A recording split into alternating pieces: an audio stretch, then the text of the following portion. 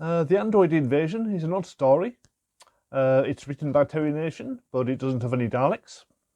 And it's a relatively light story in the middle of a run of grisly horror. It starts off promisingly, with the Doctor and Sarah investigating a mysterious village full of strange creatures that may or may not be androids. I'm still not entirely sure what the beings in the white helmets and white suits were meant to be. And it's odd enough that it could be an episode of The Avengers or The Prisoner.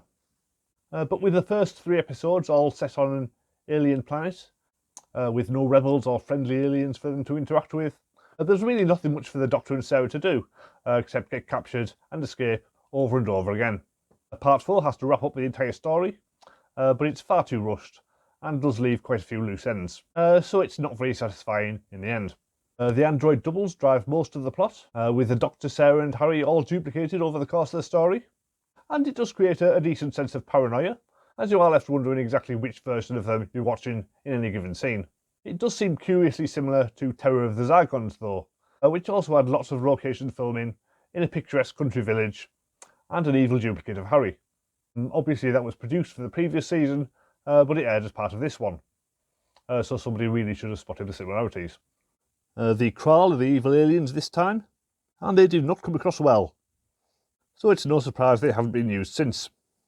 They're like the Doctor Who equivalent of the Ferengi from Star Trek, too small and comical to be a real threat. Also, their plan is horrendously overcomplicated, simulating an entire Earth village down to the smallest detail, which must have used a vast amount of resources, and making androids of people like Harry and Benton, who they would have no reason to believe would be anywhere near the place. Also, the entire Krall fleet is left waiting to invade Earth at the end. But to be honest, they're so stupid, they're probably still waiting 50 years later. Milton Johns as Guy Crayford is probably the biggest guest role, but his character isn't really a villain, just an idiot. He joins in with the Krall's plans to invade Earth, despite it being absolutely ridiculous, and he doesn't even realise he's not missing an eye until the Doctor points it out. He's a pathetic character really, but John's performance does go some way to making him sympathetic. It's the final appearance by Ian Marter as Harry Sullivan, but it's nowhere near as good a send-off as the one he got in Terror of the Zygons. He's really just a supporting character and has very little to do. Similarly, it's also the final appearance by Ian Levine as Sergeant Benton. And we learn he has a sister, but that's about it. Presumably they were intending to keep bringing back both characters in future unit stories, but then they stopped making them. It doesn't help that Nicholas Courtney as the Brigadier isn't even in this story, but at least he got to come back in later decades.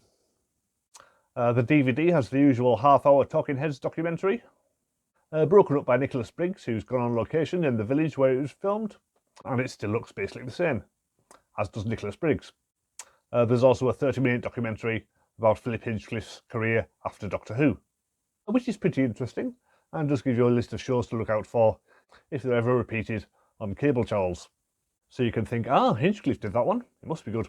Overall, it's one of those stories that starts promisingly, but falls apart by the end. But it is pretty watchable for the most part, so overall I'll give it a 6. A Brain of Morbius is next, but I won't get to it next week, because I haven't bought it yet. Instead, for the next 2 Mondays, I will be looking at some interesting Doctor Who spin-offs, and we'll be back to normal after that. As ever, you can check out the link in the description to my playlist of all my Doctor Who reviews so far, and please subscribe if you want to catch everything I do in the future. See you next time.